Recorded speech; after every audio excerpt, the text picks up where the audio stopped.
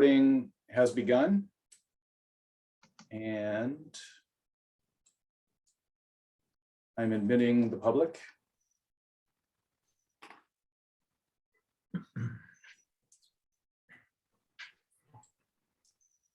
Okay. We're live. Okay, they're live. Chair Buckingham, if you'd like to call the meeting to order. Yes, hi, I'm Joey Buckingham and I'm filling in for Mark Kritschnitt tonight. And I am calling the meeting to order. First thing we need to do is the approval of the minutes from our last meeting in February. Does anyone on the ADR want to talk about that or? I'm happy to approve them. I didn't have any changes. Yeah, they looked fine to me. Yep. Stephen, are you? I trust Mark and Laura. Okay, all right, then they are so approved. You know what, I forgot to introduce all of the ADR members. Would you all like to introduce yourselves to the people assembled? Sure, I'm Stephen Sutro. Hi, Laura Dewar. That's my maiden name. And Mark Fritz. Okay, great. Now we have the open time for public comments, and remember it's 3 minutes per speaker. Would anyone like to speak? I do not see any hands raised. All right, so then we will go to the first application. We have two tonight. The first one is for the Soleil residence. How do you pronounce your name? Sol? Correct, Soleil. Soleil. Okay, for the Soleil residence at 30 Walnut Avenue. And Matthew will do a quick intro, and then we will have the applicants do an intro as well. Thank you, Chair and ADR group members. Item 4A, the item before you is the Soleil residence at 30 Walnut Avenue. The property characteristics are, it's a lot that's approximately twice the size of the minimum lot size in the district. However, it does have a slope of more than 30%, which limits the developable area to some extent, and also invokes the hillside lot setbacks, which are much deeper than the normal district setbacks. If we look at this site plan, we see that the normal district setbacks are shown in this dotted outline here. So the area within the dotted outline would be the area that would normally be the buildable envelope if this were not a hillside lot. However, because the slope is just over 30%, the setbacks are reduced to leave this triangle as essentially the buildable area. So that does constrain development in terms of what can comply with setbacks and what doesn't. Here we see the project site plan, and the major components are a new pool, which is entirely within the buildable envelope, and some other hardscape and related patio. This is the pool equipment enclosure, which is just outside, or I should say just inside one of the setback areas, pretty much as far from the property line as possible. And some other hardscape and entry work, and some entry trellises that would be attached to the existing building. All of which are, or some of which are located within the setback areas. And the only work that would occur in the actual district setbacks, aside from this additional trellis, are the proposal to add an outdoor kitchen to an existing deck, which is located within 15 feet of the side yard, side property line here. I would also note that the project proposes an overall increase to impervious surface. One of the options that is under consideration by the applicant is to replace the driveway with permeable pavers, which would then at least mitigate, if not reduce, the total impervious coverage on the property. That is something that the ADR group could comment on tonight. The project is subject to design review permit for new fences, gates, and walls that are greater than 48 inches in height, adjacent to the street right of way. There are new fences and gates proposed. Also for more than 50 cubic yards of grading and for more than 1,000 square feet of new impervious surface. Hillside lot permit is required for some of the same items, and a variance is requested to allow for the setback encroachments for the new deck improvement on the existing deck, which is located within 15 feet of the side property line. The new mechanical equipment enclosure, which is just within that side yard setback, and new entry trellises, as well as new entry hardscape, which are all non-conforming with respect to minimum required setbacks. Public notice was provided within a 500-foot notice area. Comments received include the owner at 46 Ivy Drive, who is directly adjacent to the property and is adjacent to the non-conforming deck. The owner is concerned about potential privacy impacts of the new deck improvement, which would be an outdoor kitchen. And the owner at 26 Walnut, which is 2 doors down, is concerned about potential construction-related impacts, which are addressed during the construction phase by Building and Public Works departments, not part of the planning review. So that summarizes, that concludes my presentation. So staff requests that the ADR group allow public comment, discuss the merits of the project, and provide a formal recommendation to the town council. I will stop sharing now, and I believe the applicant would like to also present a presentation. The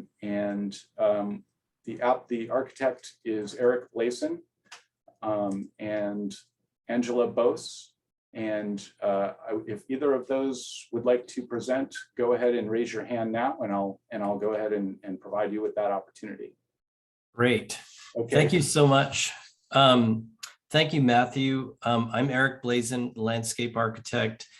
I've been working with the Soleils for a while on this project, and Angela's been helping me on the project. And first, I wanted to thank Matthew for all this guidance in this, because it was quite detailed and helping us through the process, which was a great help for us.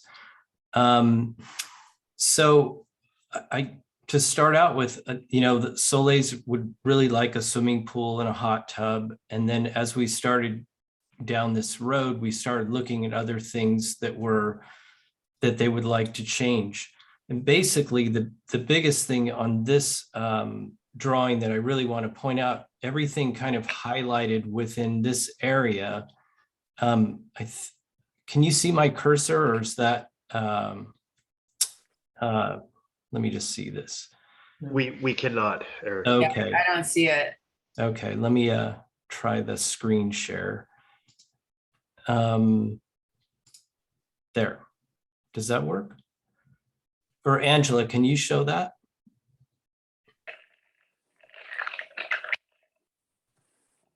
Oh, that's okay. Yeah. This area here. I'm going to keep moving on here.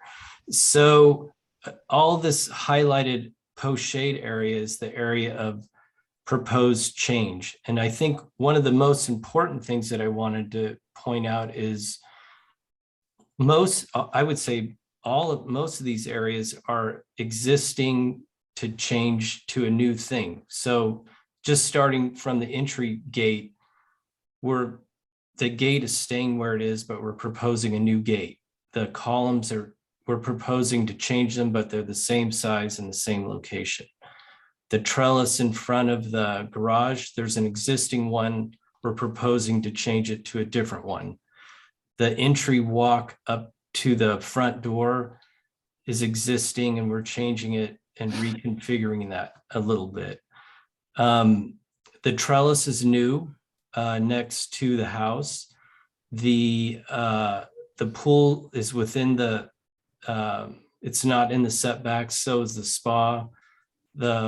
I'll go into the detail of the pool equipment room in a minute. And then this existing deck back here, there is an existing deck. There's also an existing fireplace. There's also an existing barbecue there. So all of that's in the same location, slightly different configuration.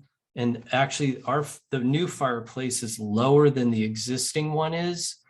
So it's really more of a modern upgrade, if you will. So let's go to the next image. Angela, can you do that?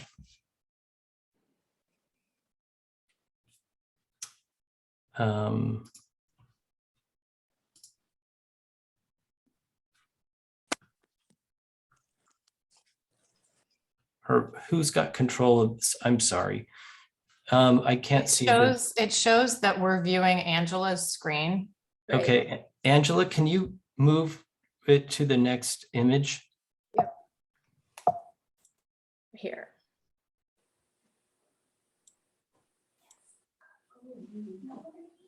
This is slide 3.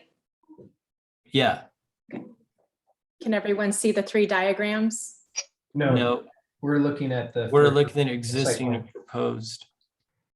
On my screen, it's showing different. It's showing the building coverage and impervious surfaces diagrams. Maybe, why don't we hand it back to Matthew? I think so, because I think there's a delay. I'm getting a little spin. So Okay. one moment. I'll stop sharing now.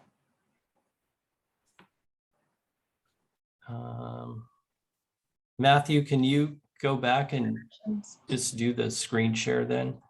Thanks. And then just show the second slide. Great, thanks. So this, actually, is there another one that shows the pictures? No. Okay. Yeah, I guess that didn't make it in there. If you go back to slide number 2, Matthew, it's there for the existing site images. This is slide number 2. This is Yeah. the second page. So if we could just go ahead and proceed. Yeah. Okay, well, hopefully most of you made it to the site. This image shows pretty much the calculations of building coverage and impervious surfaces. And you can see from the building coverage one that we're only adding a little bit for the deck and in the orange area. And so we're like, it's 15.6% of the lot coverage existing right now. And we're going to be up to 19.6 is what we're proposing. So a net change of 4%. And then if we go down to the second image here, existing impervious surfaces, all in red, you can see where that is currently. And then you can see in the purple area is what's proposed to be new. So that includes the pool, the spa, the pool equipment, and the driveway paving, and also the new walkway up to that area. So you can go to the next image. So this is really our site plan, and to kind of walk you through this, like I said, we're proposing a new entry gate that's sliding, which is where it is currently. We're proposing a new gate and pushing it back down the hill a little bit so we can get parking, an extra parking in there. We're proposing a new configuration to get up to the front door for the stairs with a series of planted terraces. And all this would be board form concrete and then the concrete pavers with gaps in between them that go around the pool. And then there's a wood deck. So the pool also is very shallow. It's 4 feet deep with like almost half of it's a Baja bench where you can see the 2 umbrellas. And then it has an infinity edge on 2 sides. And the hot tub is a similar thing where it also has an infinity edge on 2 sides. And then down below, we've got a fully enclosed pool equipment room with a green roof. So it's tucked in, it'll be filled into the side of the hill. And then the siding will be shingles to match the house. And then it will also have insulation on the inside for soundproofing. And then as you go up back to the side of the house, there's an existing deck. We're not doing anything with that. And we're just replacing the existing wood burning fireplace with a gas burning fireplace in the same location with a squared out configuration versus the angle that it's in now. And there's an existing barbecue there, which we're just replacing with the new concrete countertop. So go on to the next image. So this shows you kind of what the existing gate is and what the new gate would look like. That's wood. It's steel with wood cladding, so it would look a lot softer. And then we've got vines growing up the columns, but that vocabulary carries through the landscape. I go on to the next slide, please. So here's a series of sections. And so this first one shows the front one where you can see off to the right over the garage, there's a trellis, and there's a trellis that exists there now, but this one's slightly different and not much bigger. And then the stairway up, and then the terraces, and then in green, that's really the existing wall that's covered with ficus. And then you can see as it drops down, there's the big oak tree. And then off to the left, you can see the pool equipment. And then there's a low stone wall that we're proposing, and then two low, like 2.5 foot concrete retaining walls to terrace to make that not a steep slope at all. Next slide. So this one shows it cutting across, going through the swimming pool, and then going through the spa. And then you can see the trellis that really just goes over the top of this new sliding doors that go into the house and connect that area. Next slide. And then this shows a cross section from the house down through the pool with the infinity edge, with the two low walls, with in the background, the green roof with a pool enclosure, and then a low dry laid stone wall. There's one right near there where the tree is currently. Next slide. And then this one goes down a little bit. The section's a little bit further, and you can see off to the right the key plan where it shows where the section is, number 4. And so this shows a section where the fireplace is, that's gas with a seat wall, and then the existing deck, and then it slopes down planted. And then we have our new deck with the hot tub, the infinity edge, and then again, the pool enclosure. Next slide. And then for materials, this, we're proposing the green roof. We're proposing a stain that would be a lighter stain, and looking at that for the house and colors and for what the wood would be. The board form concrete is what we're proposing. The wood would be Ipe decking.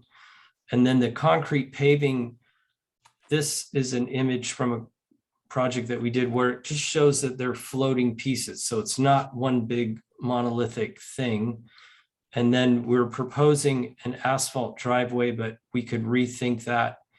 And then we've got wood tie steps, which are there now. And we've also have the Sonoma fieldstone, which is there now. And we would be using that in other locations. So that's, I think in a nutshell, if you go back to the site plan, I think it's the second slide, the next one, or the next one more. This is what we're proposing for the landscape on this project. I think the hard part for us was all the setbacks. I was super happy to be able to get the pool and the spa within those setbacks. And then later we learned that since we were 0.5% over on our slope, it threw us off. And that's why, we're going to be asking for a variance for a lot of these things because we have such a tiny building area. Even parts of the house are within that too. So I'd be happy to answer any questions, and that's my presentation. Thank you so much. Are there any questions by ADR members of Eric? Can you remind us, Eric, how the fireplace, the existing wood fireplace on that patio, how tall is that today? It's I think it's like 10 10 foot 10. 10 foot 10 10, foot 10. and the new one's what, like 9 something? Yep, just under, so 10 foot, 10 foot 6 actually. Okay, Thank Your you. drawing said 9'11". yeah. Sorry, it's a little just under, shorter than just under existing. 10 feet. My apologies. Yeah, There you go. Thank you. I have a question. yeah. So when I was looking at the presentation previous to this meeting, I think it said that the building coverage was 22%. So, and it seems like that's changed since we had that package and now it's exactly 20%, which is the maximum. Am I understanding that right? Yes, I think I can address that point. So the applicant submitted a survey that refined the lot area, which resulted in recalculation of the project data. So the assessor's data indicated a smaller lot size, which based on staff's calculations, and the numbers in the staff report are staff's calculations, would have resulted in those numbers. Since the report was produced, the applicant has submitted the survey to demonstrate that the lot is larger, and that they've submitted project data that shows that the building coverage would essentially result in the 20% maximum. Okay. And then I just have two other quick questions. One, I just saw that there's like the door to the restroom. I'm assuming the restroom is something that was existing already. And then my second question is just the location and the size of the pool equipment building. What kind of cited that where it is? So the restroom, I'll answer that question. That's already kind of existing and was there. So they had already done the interior and have a building permit for that already. So we weren't really involved in that. So that's existing. The pool equipment, since they're separate, basically the pool and the spa, you've got 2 sets of pumps, you've got 2 sets of heaters. They're like double. So that's why the size of that pool equipment room is what it is. Okay, thanks.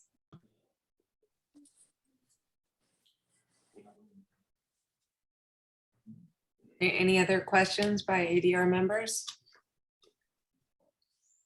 Nope.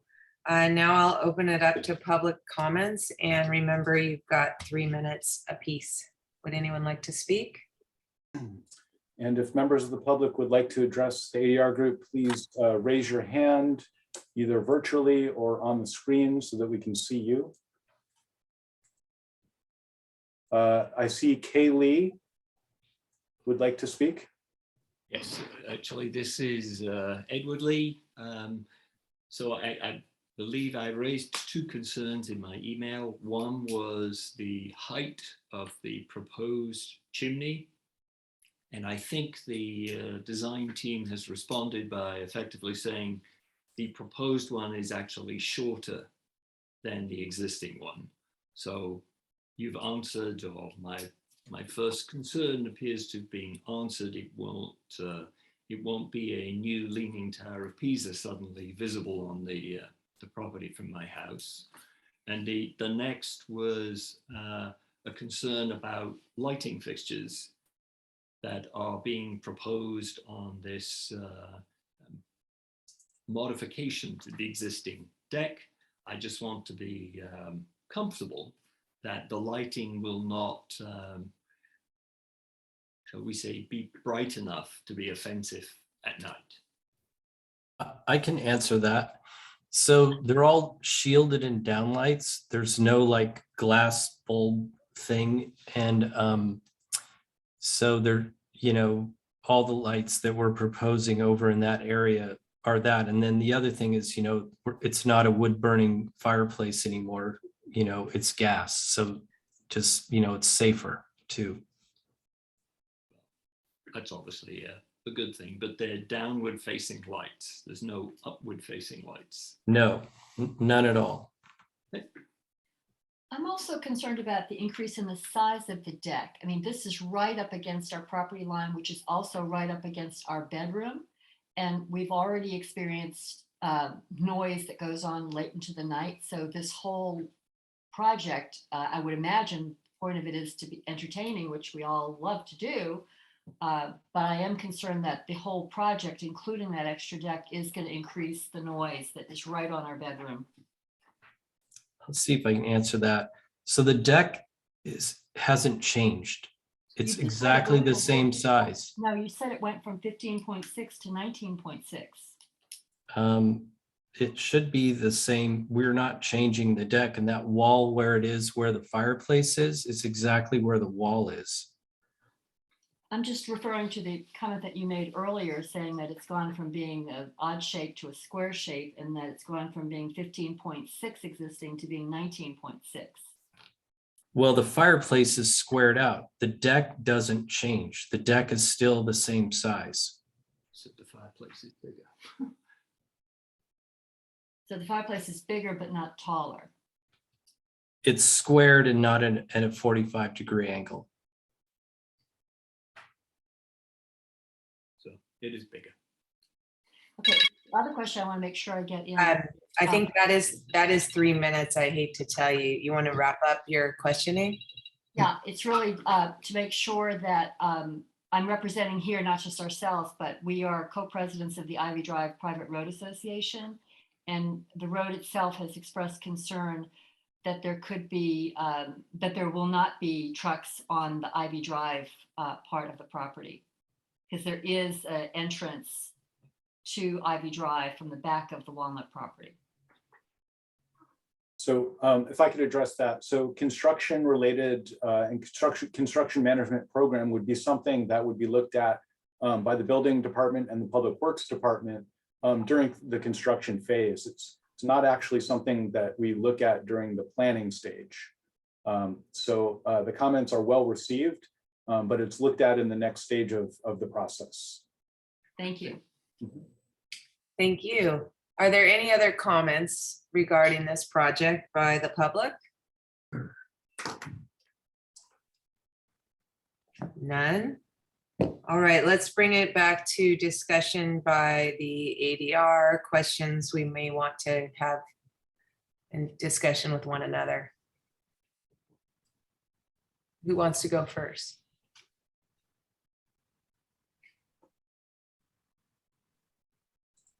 I can jump in, Joey, looking for volunteers.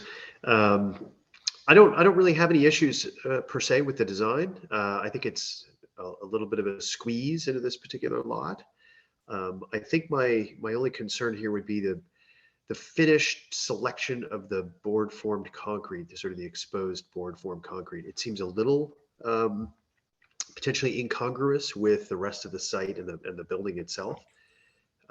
So that's the one thing that kind of strikes me as maybe might seem a little foreign or unrefined for this particular project. And it pops up in a variety of places with a series of other materials, site materials that seem to be a bit softer. The stone walls, the wood, obviously.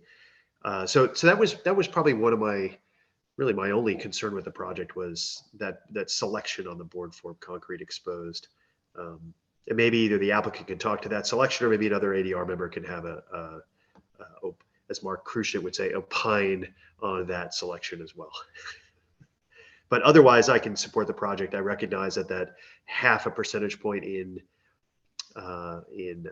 slope really does tighten up your building envelope. And I think you've done a pretty good job of locating the pool where it shouldn't really affect your neighbors in any way. I would also encourage you, if you can reduce that height of the chimney on the gas fireplace. I know that's just an aesthetic choice. You know, I know it's lower than it is today, but it's only about, you know, call it 8 or 10 inches lower. If you can drop that down a little bit more so that your neighbor doesn't, you know, that mitigates that even as much as possible, would be probably appreciated. I think those are my only comments. I'll go next. I have no problem with the project as designed. I think it's actually very beautifully designed for quite a constricted site. I would say that you can't have an increase in impervious surfaces, and you have a driveway there that is begging to be permeable pavers. So I think that's you can definitely offer that trade-off, offer that trade to the town. I was actually prepared to say no barbecue there, you're exacerbating a nonconformity, but I didn't realize there was already one there. And you're just replacing exactly what's there with something more modern and better functioning. So those would be my findings for allowing that, because it's replacing what's there and you're upgrading it. Other than that, I do agree with Mark that the board form concrete and the finishes are a little incongruous with the more traditional style of the house. And I'm assuming that was purposeful. I'm assuming you wanted that juxtaposition of a very modern entrance and materials up against a traditional home. It seems a little like it doesn't fit, but I think because you're planning to cover the columns with greenery or creeping fig or something like that, very little of that will actually be perceived by the public. It'll be the owner's choice. Once they're inside their property, they have a very modern poolscape. So I'm fine with that. Anyhow, those are my comments. Who's next? I can go. I also agree about the impervious surfaces and the stylistic, like just the stone retaining walls that are existing. And it seemed like some of them remain, and the juxtaposition with the modern concrete, but it doesn't seem like that would be visible by the neighbors. So I don't see there really being issues with that. I guess the one thing I was just a little bit stuck out to me was just the pool equipment structure, the size of it, and just was curious why it wasn't sort of tucked more into that little like nook where the driveway, where the parking is. So that was the one thing that was sticking out to me a bit. And I also just wanted to add a comment, if I don't know if I'm allowed to respond to the neighbor. She was concerned about the deck getting larger and to the 19.6%. And I don't think the project is increasing the deck over by that neighbor. I think it's just adding more deck at the pool area. I don't know if that helps at all, but I just wanted to throw that in there. So that's it. Thank you. Stephen? Okay, thanks. Yeah, I think the design of this is great. And I can support this as designed. I don't know if there's a true code requirement that impervious surfaces be equal or less. And so I don't see a need to make that a requirement of the project, but Joey, if you're recommending it, I can see that. But anyway, I could support it either way. And so if it's the project desire to have asphalt, I'm in support of that. I think that the findings can be made to support the use of the normal zoning setbacks rather than the hillside setbacks, based on how close it is to the percentage, but also just based on the kind of the circumstance and existing development. And those are intended, I think, more to limit the new development of homes rather than speak to the the use of outdoor spaces, which is really what we're talking about here. And if we think about normal sets of separations in side yards by zone, this I think is appropriate contextually. And if the deck at the barbecue were being made larger, I think it would be difficult to support that. But replacing it in place in kind, I think is totally fine. I like Mark's suggestion to lower it a bit. I don't know that it would suffer aesthetically. And so I would encourage you all to think about lowering that chimney just a little bit, because it seems like it would be a nice thing to do and it wouldn't change the outcome of a very nice project. Matthew, the pool equipment room is not defined as FAR. Is that correct? That's correct. Yes, because of its limited head height. Limited head height, and it's not storage per se, it's mechanical equipment space, which really can't be considered usable floor area or living space in a way. Yeah. So I understand it's defined only as building coverage. I like Laura, find it a little bit on the bubble, but anyway, so with all that noise of saying nothing, I really support the project as designed, and congratulations on a very nicely designed project. It's terribly boring. Huh? No. So See. anyone else have anything to say about it, or should we go to vote? I guess, let me say just one thing real quick. And that was, there is a lot of board form, but when you went to the site, you saw a lot of ficus pumila covering walls. We're planning to do a lot of that. So a lot of those walls will be covered with ficus and green. We didn't show it in the rendering because we just wanted you to see what it was we were proposing, and my fault, I should have. So anyway, just to answer that. And Mark, I guess you asked for others in the group to opine on it. I think it, given the planting scheme and the kind of the general design of things, that I can support the board form as a material.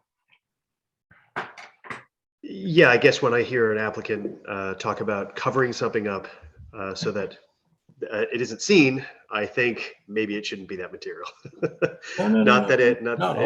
Aesthetically, if it's an expression that you think marries well with the existing conditions and the new conditions, then I would expect you to want to stand behind it. The intent is to express that form, not necessarily always covered up with creeping fig, as we've mentioned. But again, I just thought it was an unusual choice, and I didn't think it was in concert with the rest of the aesthetics of the home. But that's why I asked the other ADR members to take a look. And it's obviously a personal preference at that point. There's nothing in particular that I think is violates any of our design review criteria. So let's bring it to a vote. I'll go first. I can support this project, and I would recommend that the driveway be pervious pavers.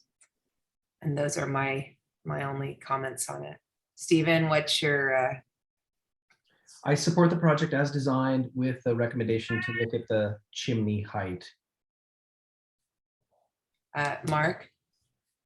Yeah, I would support the reduction in impervious surfaces as well from a driveway perspective. And as I mentioned, I thought the height of the chimney could drop a little bit. So, but I can definitely support the project. Laura? Yeah, same. I could support the project.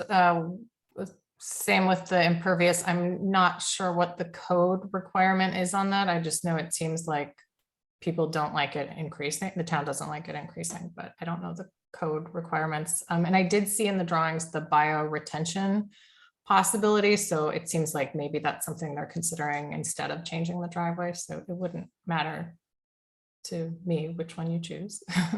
I personally think asphalt's not very attractive, and it gets less attractive and it's hot. So I think you would probably enjoy the pavers and they would be more beautiful. I know they're more expensive, but that would be my recommendation. So I think we have all four of us approving the project with various commentary about, we're all somewhat on the same page about the pervious surface request for the driveway and reducing the height of the chimney. Is that understood, Matthew? Is there anything else you need from me to formalize that? No, I think that's clear. We have 4 affirmative votes with recommendations, but no required conditions. And if I could just provide some information in response to how the code looks at impervious coverage. So the design guidelines do emphasize that the first preference is to reduce impervious coverage on the property and to not increase impervious coverage wherever possible. And that would include removing existing impervious areas in order to mitigate for new impervious areas. So that is the first preference under the design guidelines. Second preference is if there is an increase in impervious surface coverage, that it be mitigated with natural features such as bioretention areas that would mitigate any additional runoff and not create additional runoff from the site. So that would be the second alternative, second preference under the code. So the design guidelines do allow for both of those options. First, with a preference on not increasing impervious coverage, and second, by mitigating any increase with bioretention. And so, that I think the applicant is currently proposing that increase to impervious coverage with bioretention, and they will, I'm sure, take your comments into consideration and present one of those alternatives, I think, to the council. Sounds good. Beautiful project. Thank you. Thank you. Good luck. All right. Thanks. Okay, have fun. Bye. Bye. All right, so we are 1 down, 1 to go. We have next the Mozafarian residence. Did I pronounce that correctly, Darius? You did perfectly. Thank you. All Joey. right, that's at 1 Ames Avenue. And let's have Matthew's introduction of that project first, followed by the applicants. Thank you, Chair and ADR group members. I'll provide a brief introduction to the project. Item 4B is the planning application for the Mozafarian residence at 1 Ames Avenue. The property is about 1.5 acres in size in a 1 acre zone. It is rectangular and regular in shape, essentially no slope. It does contain a flood zone, so finished floors are required to be built 1 foot above the base flood elevation in the zone. Here we see the project plan. The major components of the project include additions to the main residence, which are shown in hatched areas. So an addition near the front of the property, behind the front property line, would occur at the first story. Some infill additions here again at the first story. And here on the west wing of the property above the garage is proposed a new second story addition. And the second story addition would be in line with the first story, so it would encroach slightly into the side yard setback. Also proposed, well, I should mention that existing is an existing structure that is labeled here on this plan as guest house. It is actually a pool house, meaning it is not a second unit. It is essentially an accessory structure to the main residence. That's how it was permitted and constructed under the original project. So this is an existing pool house. The project proposes to construct a new accessory building, which would contain a second unit, an ADU, an 800 square foot ADU, as well as some additional accessory space, which I'll show here. So here's a close-up, a floor plan of that proposed new accessory building. And the ADU portion I will outline is the 800 square feet, essentially within this area. So it's most of the structure qualifies as ADU. However, this area here, which is labeled outdoor shower room and which is considered floor area, as well as the mechanical rooms here for equipment, would not be considered part of the ADU. So those would be subject to a variance request. So whereas the ADU itself, the area within the 800 square foot box is subject to ministerial review only, the additional facilities here are subject to discretionary review and do require a variance and subject to design review. The project also includes a landscape plan and renovation of the existing landscape, including replacing some impervious coverage with new permeable pavers so that the overall project plan would not result in an increase in impervious coverage. This plan shows the location of proposed plantings on the property. The applicant can probably go into more detail about the intent of coverage and landscaping with reference to plantings and screening. I would note also the project includes some minor features such as a new bocce court and a play structure, which are shown as encroaching into the setbacks. They would also require variances to be located where they're shown. And staff has advised the applicant that they may pull those in out of the setbacks and avoid a variance request for those minor structures. The permits required include design review for various thresholds, including new buildings and increase to floor area exceeding 200 square feet, as well as new fences and gates. Technically, a demolition permit is required to alter more than 25% of the exterior walls and wall coverings of the residence, because there is an exterior renovation that the applicant can describe. Variance is required to allow for the new accessory structure, the new second-story addition, and for the minor landscape structures to be non-conforming with respect to minimum required setbacks. And the project also includes a ministerial ADU permit. The public notice was provided for a 300-foot notice area. The owner of 3 Upper Ames, which is the property directly adjacent, has objected to the project based on concerns about potential visual and privacy impacts, as well as other issues. That correspondence has been transmitted to the ADR group and is part of the file. And the owner at 4 DeWitt Avenue, which is this property here, has submitted a letter in support of the project. So in conclusion, staff recommends the ADR group allow for public comments and discuss the merits of the project and provide a formal recommendation to the town council. And that concludes my presentation. I will now stop my screen share for the moment and turn it over to the applicant, Jared Polsky, who I believe would like to make a presentation.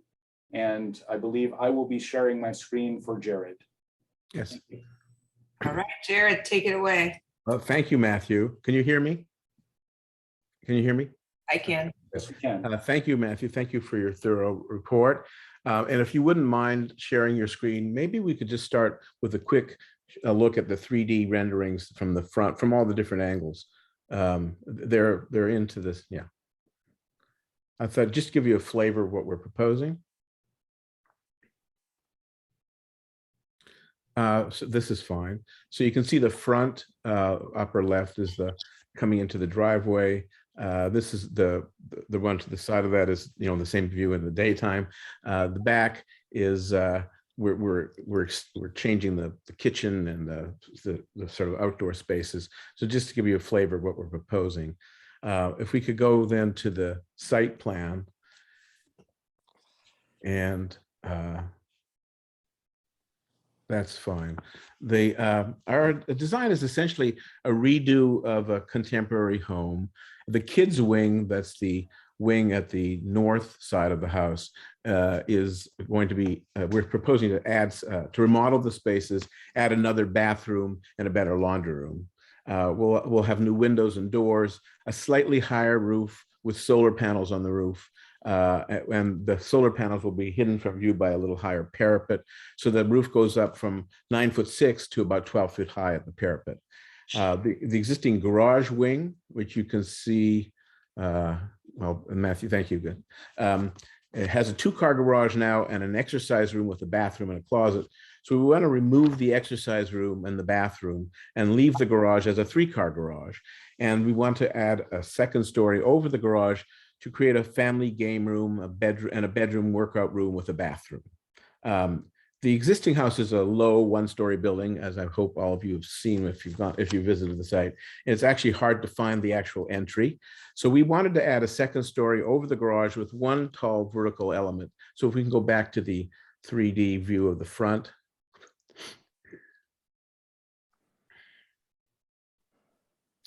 There.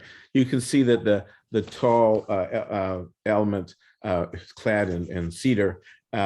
This, in our minds, this gives a much more pleasing massing, and it sort of signifies the entry. The roof of the second story will be approximately 21 feet above grade, and the vertical stair unit at the entrance is approximately 25 feet above grade. All the house is well below the 30-foot height limit. The east wall of the garage is currently 22 and a half feet to the east property line, which is just into the side yard setback. We thought that jogging, insetting, pushing back the upper floor at the second story would not be as pleasing a form. So we are asking for a setback variance for this second story. There's currently thick landscape screening, as hopefully you saw when you visited the site, along the property line. And the neighboring house to the east, to 3 Ames, is over 127 feet away from the property, from this second story addition. We've also pointedly omitted any windows at the second story facing east. And we're proposing a narrow deck, a 6-foot deep deck along the south face of the second story to sit and look over the existing tennis court and provide some shade at the north end of the tennis court. The public spaces, let's go back to the site plan.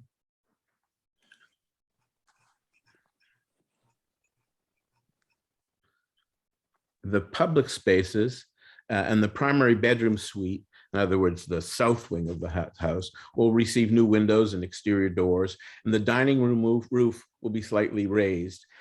We want to move the kitchen to the outside wall and create a more interesting and more dynamic outdoor eating and sitting area outside of the kitchen, which you could see in the rear perspective. There's currently a small guest house, as Matthew described, opposite the kitchen. It does not have a kitchen, and during COVID, it's worked very well for Darius's office. And we want to upgrade the windows and doors, change the material palette, but we don't want to add any space to this small pool house. We're proposing a new ADU at the southeast corner of the property. It's well screened from off-site views. And again, we'll receive all these exterior material palettes as described. The pool equipment at the southeast corner is essentially at the location of the existing pool equipment. So we thought that might need a minor exception to move it into the proposed building. And I think incorporating it into the ADU will allow for better sound isolation from offsite uses. The material palette, again, what we want to use is some limestone, some cream colored stucco. It's an eco stucco called Fossil, and stained cedar. We think this is a pleasing combination of materials that we see these days. It's not uncommon. And the windows and exterior doors and the extended fascia will be dark colored. It's a dark bronze aluminum. As to the landscaping, Brad Eichste, our landscape architect, is here to describe the project and answer any questions you might have. And Darius and Aaron would like to say a few words after Brad's presentation. So I'm happy to answer any questions you might have. Thanks, Jared. Brad, why don't you go straight into the landscape presentation? Okay, can you hear me? Yes. Okay, can you just bring up the landscape plan? There's a couple of points on the landscape plan I just want to make sure it's clear in that a lot of the major features are existing, such as the tennis court and the swimming pool. And most of the patio spaces are pretty much following patio spaces that are there. The auto court, the shape of the auto court is basically the same, and we are proposing to change out all the asphalt. Right now it's a huge sea of asphalt that we're going to change to a pervious paver. And it results in a reduction of about 4,000 square feet of currently impervious surface. We're keeping all the existing privacy hedging that's there now, and we're going to add to it, such as especially around tennis court. There's a planting strip along there that is not planted currently, that we're proposing hedging and privacy screening. And then along Shady Lane, there's a lot of diseased old elm trees and bay trees that the arborist suggested that we take out, and we're gonna remove those trees and do a double hedge screen over on that side of the property.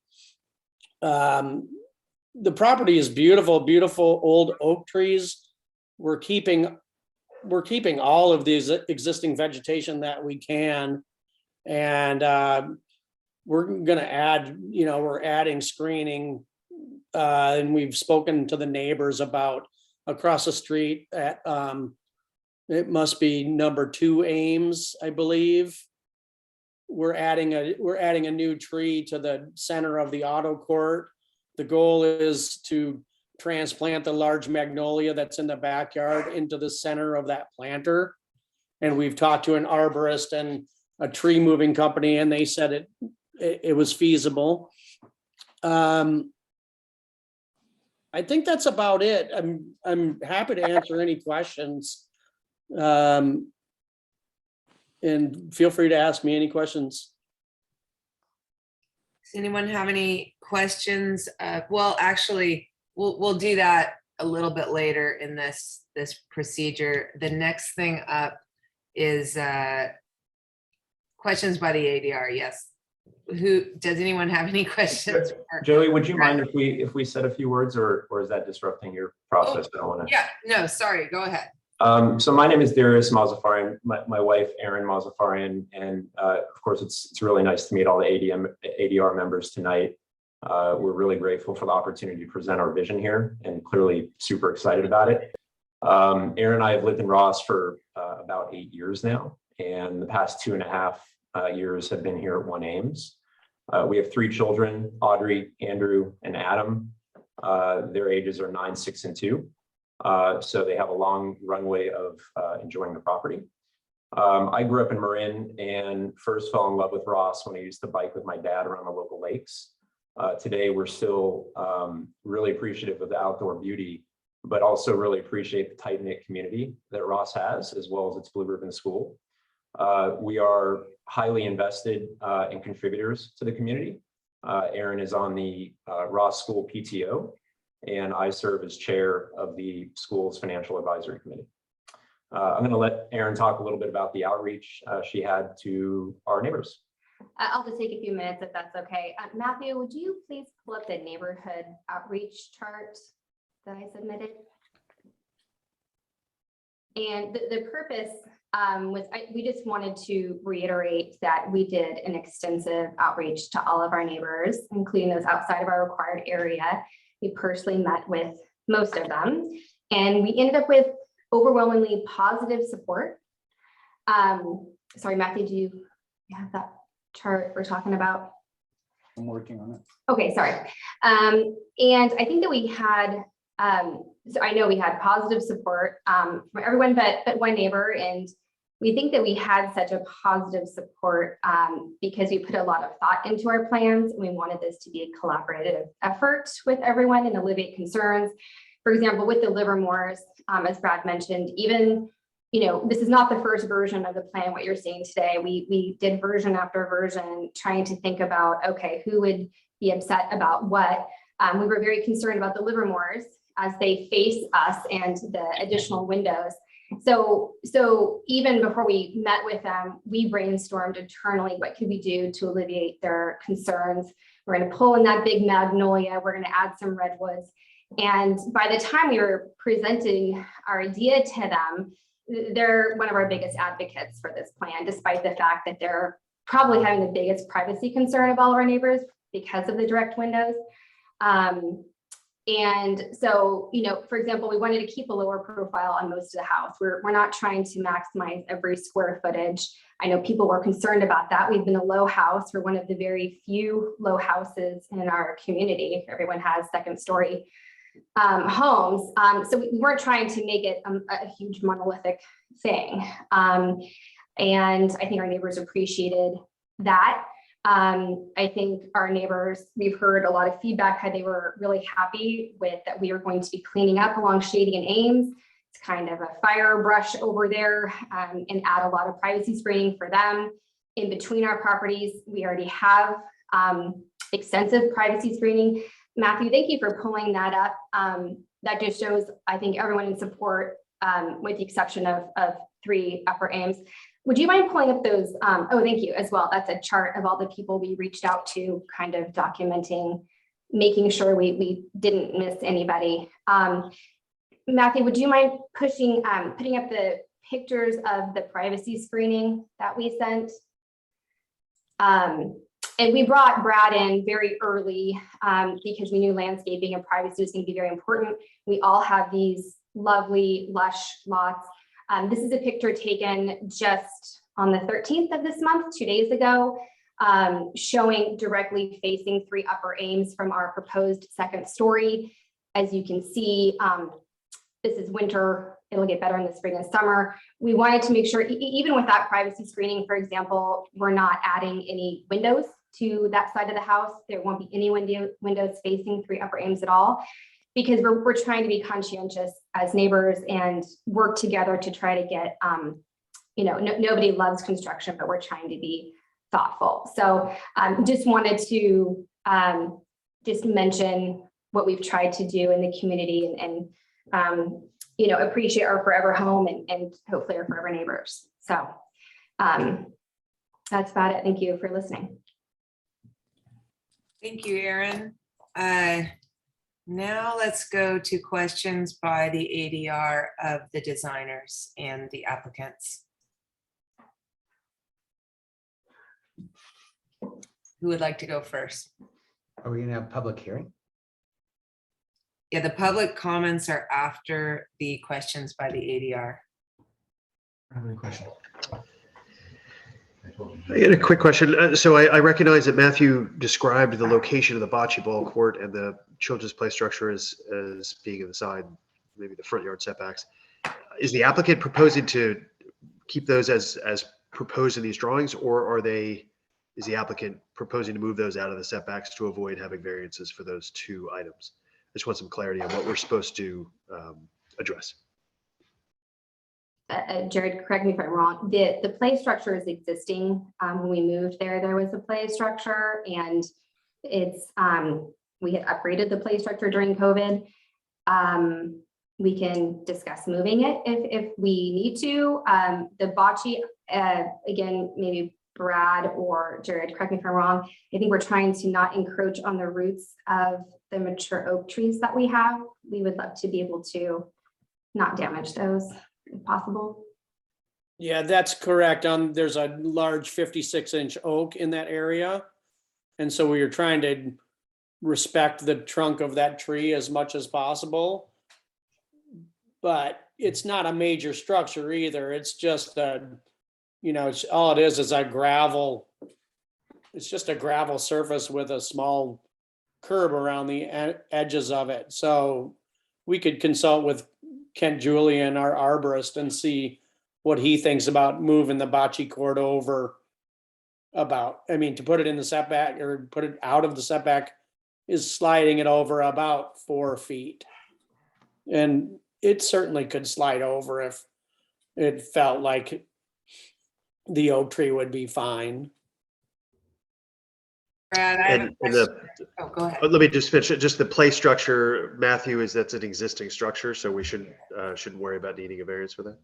So it does not appear that play structure was permitted in the setback initially. I did not find any record of a minor exception permit or variance to allow it in that area. So with this new development application, it is subject to review and setback requirements. So it would require either an exception or a variance, or it would need to conform with setbacks. Thank you for the clarification of that. Appreciate it. I don't think I have any other questions. I have a few questions. The first one is Brad. It looks like there are on site, it looked like there were 2 pretty big oak trees down in the corner of the property right near where the new ADU is being proposed. it actually looked like they were kind of close to the new ADU. Are they being saved or? Yeah, they're being saved. The arborist reviewed those and there is there's some structures down there right now and he thought these are valley oaks, so they're not as sensitive as a coast live oak. And the arborist didn't have any problem with the ADU location. Okay, okay, and then I have two questions, Jared, of you. One is there a reason that garage wall on the side of 3 Ames cannot be pulled out of the setback? It's basically new construction. Is there a reason with your design why you can't just move that a few feet? Be honest, Joyous, there's no real reason other than it looks really funny to jog it, to have the garage come up and then jog over. No. I don't mean that. I mean the entire exterior wall of this new structure being moved out of the setback. Well, the existing garage is sitting there, so it would no longer be a 3-car garage. Right. I mean, it'd be nice to have a 3-car garage. Okay, and then another question is, it's somewhere in the packet, but what material is the side that faces 3? It's the white stucco. I mean, we're open to changing that if the ADR thought that should be a different color or it could be the cedar, but I think it looks more consistent to have that white stucco wrap around and still have the real strong vertical of the cedar stair tower. Okay. And there's no windows facing east. Okay. How about anyone else? Questions by the ADR of the applicants or designers? Jared, I apologize. I'm sorry.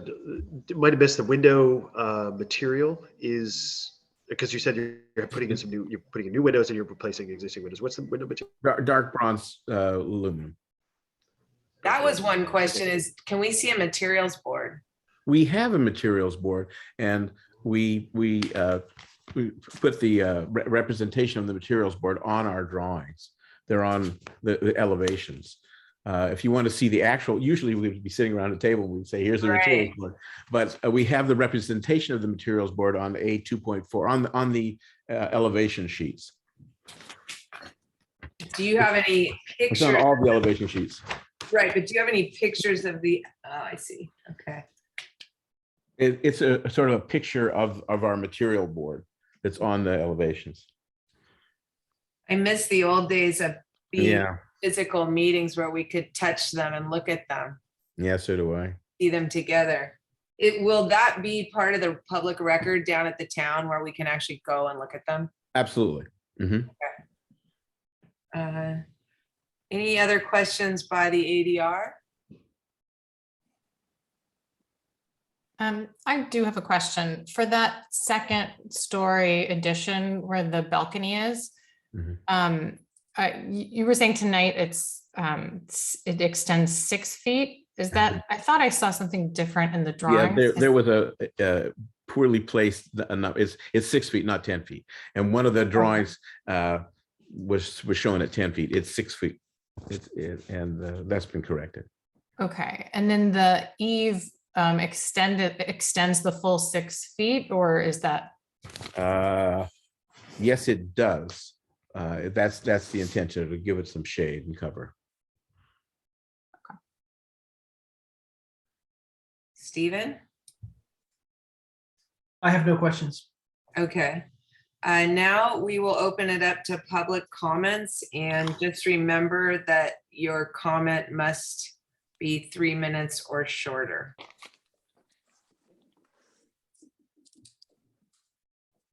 Madam Chair, may I go forward?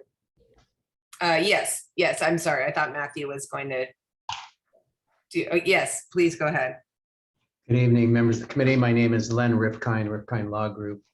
And I want to start with actually the conclusion of my letter. I assume the committee had a chance to read it. Show of hands, perhaps people have seen it. Good. So the conclusion is we're here to try to be supportive of the project. I've known Jared Polsky for perhaps 25 years. He's a very talented architect. We almost always like his designs. The issue isn't the design. The issue really for the Conikers that I represent is privacy. That's really the sum and total of this. And so in the conclusion that you see on my letter on page 5 in the middle part is we think it can be resolved with landscaping in large measure. And so what we're looking for is a high level of trees, perhaps redwood trees, along the south and west borders of the Mozafarian property. And we think that would solve a lot of the problems. The other issue that we have is the ADUs in the other corner by Shady Lane that's in the setback. With an acre and a half, we think there's other place that ADU can be placed. We question whether it's even really an ADU. I mean, the purpose of ADU under the state housing laws, we all know, is to try to solve the housing crisis. We already have a separate housing unit that's got a bedroom on it. And, you know, this is, if you look at the design of it, it's really a pool house. It's even been called a pool pavilion on the plans. I mean, that's the true use of it. So let's just think about putting that ADU in a different location, not in the setback. And that I've detailed in some regard in my letter, all the design guidelines under your code section 1841.100. I won't belabor all those now. I mean, if the committee has any questions, but I've gone through pretty much each point and given my comments on it. And we'd really, you know, where the real privacy impact is that south-facing deck off the master bedroom. When you come out there, there's a direct line of sight to the Conacher master bedroom. That's really what's causing some angst or concern on the Conacher side. I have a picture that I could share. Am I allowed to share a screen here? Yes. Okay. Yes, you now have that ability. All right. Did I get that up? Well, maybe I didn't get the right one. Let's try that again. Sorry about that. Let's try that again. Maybe the better way to do this would be, Matthew, we submitted several photos, you know, as part of our letter. Would you be able to pull those up? Can you stop sharing your screen, please? I've lost. Okay, sorry about that. Yeah, let's try that. Sorry. So that has been 3 minutes, but please finish what you were going to show. Sure. Well, what we can do then is I mean, I actually think it'd be more effective for the committee if Lionel or Joni actually talks about the photos that were submitted, because they're the ones who live in the house, can give you a much better perspective and detail of what they're seeing from the rooms of concern. So you don't need to hear from me any further. I think I've made it pretty clear what our concerns are. So thank you for your courtesy. Okay, thanks. Joe, before we move on, Len, this is Stephen Sutro. Can I ask you a question? Sure. It wasn't clear. Maybe I didn't read your letter thoroughly enough. Okay. So I apologize. Is it clear to everyone what exactly you are suggesting relative to the proposal for variance at the side yard? You just mentioned that you thought that landscape would largely solve the problem, or almost entirely solve the problem. Are you suggesting planting only? Are you suggesting they bring it into conformance, or a combination of things? What succinctly is your suggestion? And I apologize if you mentioned it elsewhere. No, I think it's, thank you. I mean, we don't want to be the architects and tell a talented architect like Jared Polsky how to design his plan, or what the Mozafarians want for their home, for their family. You know, I'm not excited about the fact that there's perhaps 5 variances for this project, 1 given in the middle 80s and at least 4 that are necessary for this project. That seems like a lot of variances. That said, I'm not going to lose heartburn over 2.5 feet into a setback. If we really could have some commitment to a major landscaping screen, that would solve the problem. We'd prefer if the second story wasn't located where it is, all the way on the far western side of the house. We prefer it be more towards. No, I'm fine. Sorry. No problem. I don't know what that was. I mean, we'd prefer that if you're going to stick a second story on, that has a vantage point into your neighbor's yard that's never had any impact in there before, that somehow the design was different, that maybe you tilt the second story so it doesn't look or at least the deck portion, or a screen on the deck. There's a lot of creative ways that are beyond my ability to design from the Zoom camera. I'm the last person you should ask about design. I'm interested in just that the committee's able in good faith to go through the checklist of 18.41.100 and feel good that you're able to make the findings, because that's really the job of this committee is, you're a planning board. You're not, that's your mission in life, is to try to recommend good design to the town council. That's Okay, where we are. okay. Thank you so much, Len. Would the Conquers like to speak and show the pictures of what we're talking about in terms of your privacy? Sure. Was Matthew able to put up the pictures? Great. Thanks very much. Hi, it's Lionel Conacher, and I'm here with my wife, Joan Day. And I'm not going to go through our long history in Ross. We've been here for 15 years, but nice to meet those of you that we've not met. And I'll echo Len's comments about the design. We know Jared very well. He designed our home. And there's lots of familiar elements that we see in the Mozaffarian home, which we take as a compliment. So, and Brad was our landscape designer and did a wonderful job. So the primary concerns, as Len said, for us is privacy. The image on the upper right corner is from our master bedroom window and looks right into what would be the deck extending out from the second story. Again, as Len mentioned, with proper screening of a large redwood tree, for example, that issue would go away. We are concerned about the prospect of looking at a almost 30-foot white wall, which will, despite the screening that's there already, will come through. We will see that through the screening. So we would prefer to explore other options. And I think somebody suggested cladding it with cedar. That would be something that we would be very supportive of. I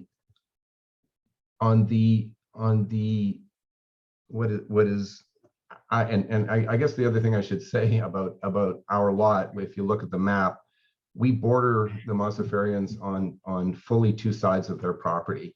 We're in fact the only house that borders the Mozaffarians, and so of course we have greater concerns than other neighbors that might have commented or been supportive. If you look at the what is the south lot line for us in the upper left-hand corner, the second story looks right down into our backyard, and so again, I think it's something that can be solved with proper screening along that fence line. And then lastly, and it looks like, Matthew, there's one photo that I sent, or a couple of photos that I sent this afternoon that didn't get here, but the ADU where it's proposed is literally about 8 feet away from our back entrance, which fronts onto Shady Lane, and is, I think, if I recall correctly, almost 12 feet high. I would encourage the members of the committee to actually just come out and take a look at it. With the story poles now up, it's really quite evident how impactful it will be on that part of our property. So those are the only comments I'd like to make. But in general, we're supportive. We're trying to be good neighbors, but clearly the project does impact us and impacts us more than anybody else in the neighborhood. Thank you very much for your comments and the photos. I actually, now we are, oh, sorry. Does anyone else have any more public comments? Anyone? Yeah, I think Joni wanted to say a couple of things. No? No, I'm good. I think Lionel covered all of our concerns. And, we would just, as Lionel said, like to be supportive if our concerns can be addressed. Thank you. One question I have, or are there any other public comments about this project? See no hands raised. Okay. How about back to the ADR for discussion and further questions? Joey, we didn't speak a little bit about the proposed fences, I think along Ames. Did I read those correctly at 6 feet tall? Maybe that's a question for Jared or for Brad. I don't know which. Brad? Just a second. Yeah, the fences are proposed to be 6 feet tall. I think the existing fences are taller than 6 feet. And I think we prefer to have taller fences, but would rather not ask for a variance for that. Is that, and then the new fences proposed are horizontal board fencing. There's a detail on one of the architectural sheets. If you, I don't remember which architecture, but it's on Jared's, it's on a Polsky architect's plan. I'll take a look for that while other folks are asking questions. Thank you. Appreciate that. Sheet A22. Jared, I have a question for you. Is there a reason for the height of the proposed ADU? It seemed to me that it was higher than the 1-story height of the house. Is that because of the raked roof? That's the rake roof. And what is it at the top of the highest part? Patrick, if you're listening, I think it's at 12, but I can't recall the number. I don't have it in front of me. 14 and a half. 14 and a half? And the plate 14 and a half. height at the main house is? Main house has 10-foot ceilings and, well, depends on the room. Okay. Okay. Just was kind of curious about your thinking behind that. We wanted it to open up towards the north. Okay. 14'7", Joey, is the dimension. Okay. And 11'7" at the low. Okay. All right. So how about discussion by the ADR? Do we have any more questions?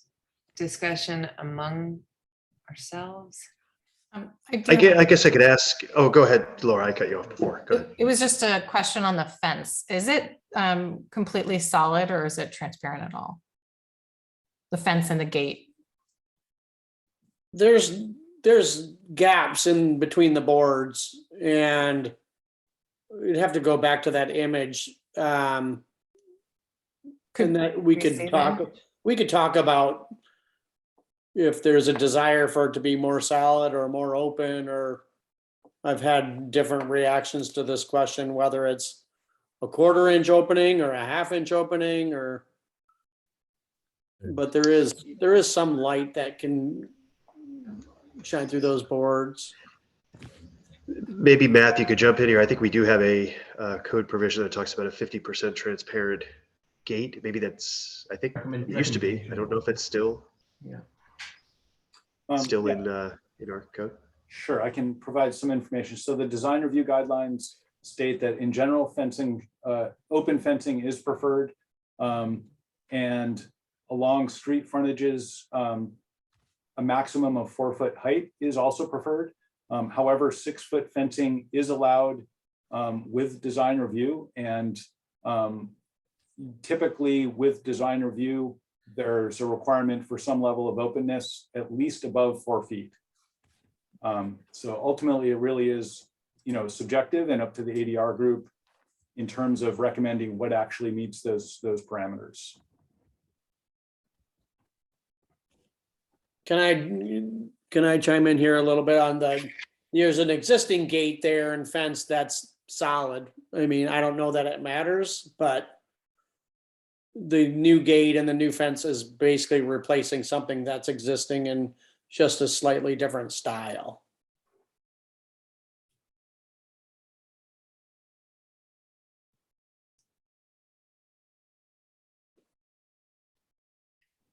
Okay. back to ADR for discussion. Joey, may I make one comment on the ADU? Yes. So the ADU is positioned on a part of the property. It's actually the only part of our property that's in the floodplain. And so we actually have to elevate the ADU to put finished floors in. And we have to elevate it, I think, by about a foot, if I'm not mistaken. And so the heights that were just given might have been slightly elevated. I just looked to confirmation from Jared. So 14.7 might be a little lower. 14.7 appears to be above grade, I think, right? Yeah. If you look at A 2.5, and so there are 2 steps up, and so the finished height inside is certainly less than the 14.7 and 11.4. Yeah. That's above grade. I had a chat with Richard Simonich about the ADU being at the floodplain is actually lower at this part of the site than the other part, the main house part of the site, and we had to raise the slab to be a foot above the floodplain, and that's why it's on a sort of a podium. Okay. That's kind of what I noticed, or I was wondering. Yeah. But it's also very close to our lot line in that specific spot. And if you, again, and I would encourage the committee to go and have a look at the story poles, because it's quite dominant. A question of you, sir. That part of your lot is the roadway to, it's a flag lot, right? It's very close to the lot line, but it is basically a road with landscape improvements on it. That's the part of your lot that it is so close to. I don't know what a flag lot is. Well, where you have, it's a lot that has an entrance or a looks like a flag. L-shaped lot. What's the question? What's the specific question? I'm just confirming that the ADU being so close to your lot line, that part of your lot has no building or house on it. It's just a road, right? Actually, No, maybe that's I not- can speak, maybe I can, do you mind if I speak to that? I don't know if somebody else was trying to say something. Go ahead. Is that okay? So that part of our property, there's no house there, but we use it every day. Our kids play there. We walk back and forth when we go out for, for hikes and walks. We often have dinner parties there. It's a very active part of our property. And so it would really impact our enjoyment of it if we had a large structure there that wasn't properly screened. There's not a road that comes all the way in. There's a little back driveway where oftentimes our guests will park if we're having a dinner back there. Okay. And it's our primary pedestrian entrance and exit into Ross. That's the way we walk when we walk to the town common. Okay. Chair Buckingham, if I may provide some information. So the ADU that's proposed, the 800 square foot ADU itself is not subject to discretionary review. So the ADR group can provide comments on that, but ultimately that is not subject to discretionary review. The accessory spaces that are attached to the ADU are subject to review and comment and screening. So I just want to clarify that, the components of the project are subject to discretionary review and screening, but there is the one component that's the ADU is something that could be constructed independent of everything else that's being proposed and without discretionary review. So I just wanted to clarify that. And I also want to point out that an attendee has their hand raised, Linda Coates. If we'd like to recognize the attendee. Yes, Linda, go ahead. You've got 3 minutes. That was an accident. Have a nice night, guys. Sorry. Oh, okay. Can I comment about the ADU comment that Matthew just made? Sure. Thank you. I appreciate it. So, I've raised the issue of whether or not the actual intended use of it is an ADU, and your statute and state law are quite clear on what the intended purpose of an ADU. You get a pass on an ADU if you're really providing housing. That way it's designed does not appear to be that. There's already a second unit on it. And we're simply suggesting out of an 1.5 acre property that there's another location for that. Further, I didn't mention during my presentation, there's chain link fencing along this south property line that's covered in ivy, and certainly we want that to remain as screening. And so the goal is, I mean, if you're going to put this ADU structure in the lowest part of the property that needs the biggest lift to comply with FEMA, why put it in that spot and then put a pitched roof on top of it? So it's creating the maximum impact on the neighbors for this structure. That's a planning issue. Just a clarification, the existing pool house is not a second unit. There is no existing second unit on the property. I understand it's a guest house, so you've got then it was subject to a variance to put it in 1984, 85, to put it in the place where it is already. So that's already one variance. And so under state law, you get a main house, you get an ADU, and you get a JDU. That's what you get. And so it's not the most optimal location for that ADU to be placed. Thank you. I think I may just jump in here. I think we have, we've dealt with a lot of ADU conversations in the past year or two since the codes have been written. We're not allowed to comment on that. We can comment, as Matthew said, about the accessory units that are attached to the ADU themselves. But that ADU, while your opinion may be valid, and we may have similar opinions about its location on the property, they don't need our discussion on that. It really doesn't have, we're not allowed to opine on that. And we've had this discussion on a number of occasions across different projects. It is absolutely valuable for you as neighbors to have the conversation with your neighbors and architects and design team. But our comments have to be focused on those additional square footage units that are attached to that ADU. So while we may make, we may think and have comments about that decision of the location of the property, we're not allowed really to comment on it. So I just want to put it really front and center because that's where we've been in the past. And Matthew's given us, pretty good direction on that. I appreciate it, but your code section says, quote, "The purpose of an ADU is to increase overall housing supply." Rouse Municipal Code, section 18. Yes, you're absolutely correct. You're absolutely correct. But we don't have jurisdiction over those particular interpretations. We would love that, but we don't. So and we have had this conversation a number of times within the ADR where we have to limit our boundaries on what we're allowed to discuss. So I just want to be frank with you, not that we're trying to skirt our duty, but we don't have the ability to make a comment whether that's going to be used as an ADU, whether it's going to be rented, whether it's going to be painted purple. We don't have the ability to comment on that. Director Waltering would like to address the ADR group. Go ahead. Thank you, Matthew.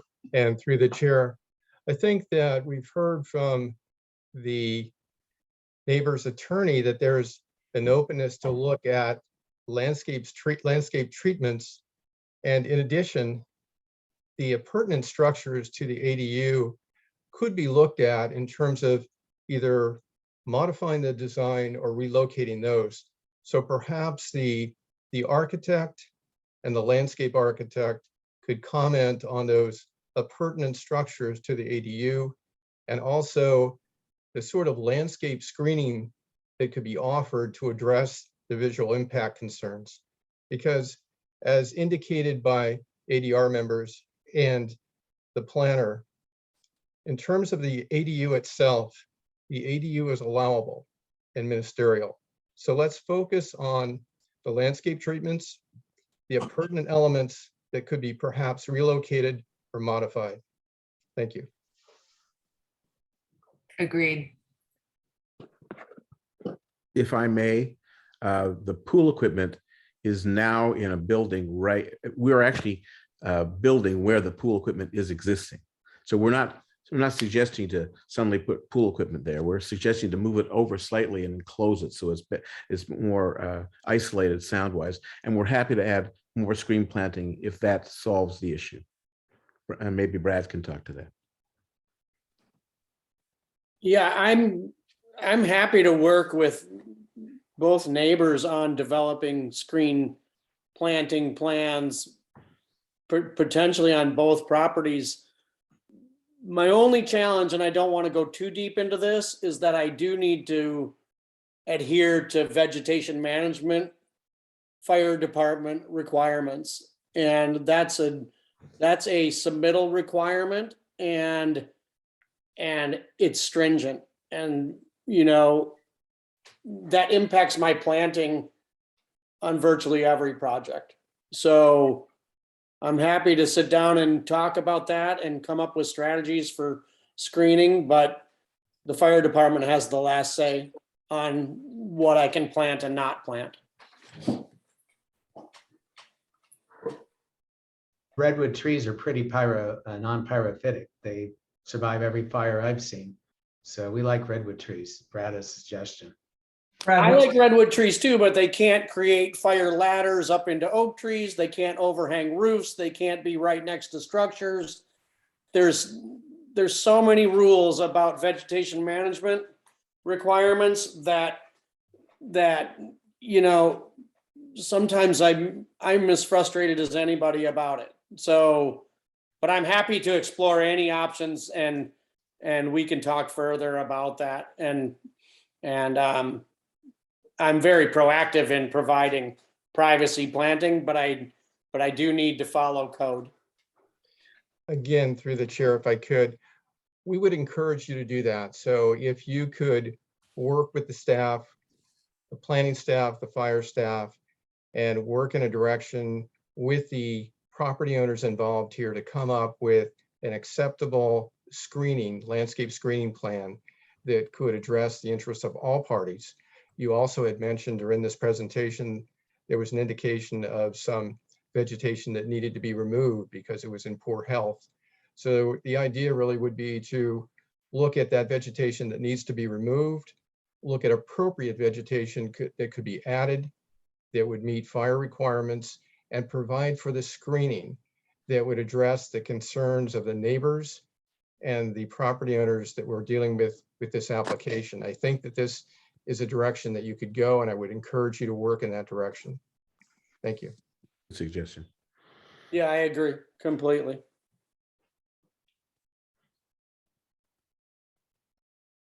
Okay, I think it's time to move this to ADR comments and how each of us is going to view this and opine on it. So who wants to go first?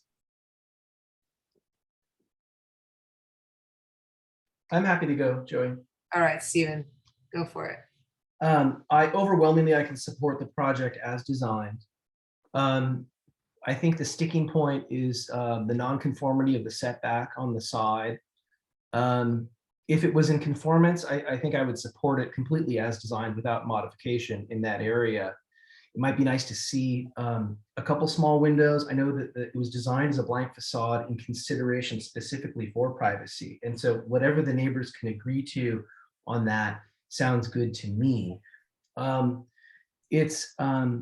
If I'm asked whether I can support the findings for variance, I find it difficult to do that without neighbor support on that one property line. So if we had support from that neighbor, I would say that the existing foundation and existing position of that structure and the small amount of hardship that is you would suffer by having to bring it into conformance, is worth it. But if the neighbor is unhappy with a proposal that exacerbates a nonconformity, I would like to see both parties happy with the design before lending support, just in that one spot. So as I could either recommend approval with setting back the second story, which I know is not a desired outcome aesthetically for the project sponsor, or I could make the findings if that exacerbation did not bother the party most interested in the exacerbation, which is the immediately adjacent neighbor. So I think, if we come to a vote here, I could summarize and then say that they could go study it as neighbors and come to a landscaping screening solution where the neighbors could support the variance finding, and then that I could find for that. Or if they step it back, I could find that that's appropriate because it's conforming. On the variance sought for the pool equipment, I don't see why it's necessary if if it's less than 5 feet or 5 feet on the inside, then it doesn't constitute FAR. Maybe Matt can answer that for us. It seems to be the outdoor shower and the pool equipment that requires a variance, but I think it's okay to put pool equipment within setback areas as long as it is not considered FAR perhaps. Is that right, Matthew? So setbacks are intended to be clear of all structures, including pool equipment. So an exception or variance would be required to locate pool equipment in a setback. Okay, well, thank you for the clarification. Because it already exists in a position of nonconformity there, and this presumably would be more sound isolate, I can support it in its proposed position, because I think it does no more harm than exists in that position, and I don't see a better place to recommend its placement. For the bocce court, which I guess requires the other part of the variance, I don't see the hardship that necessitates that. If the oak trees are a problem or whatever trees are there and the roots, then that's a site circumstance that I think should be worked around, or perhaps don't build a bocce court. But I don't think that the roots of the trees constitute a basis for hardship, because there's plenty of site and there are plenty of really neat amenities on the site that are awesome and that are placed all over in the setbacks, and there's plenty of space to enjoy. So I don't think that I can find for that. And then on the design of the structure itself, I think it's great. I mean, it's conforming, so you should do what you like. I think it's also our charge to comment on whether it is fits within the design guidelines, even if it's conforming. And so for all the parts that conform, I find that overwhelmingly it is scale appropriate for the site and fits just fine. And I wouldn't suggest making any modifications. There was a mention made of increasing the height of the children's wing with a parapet wall to mask the addition of solar panels.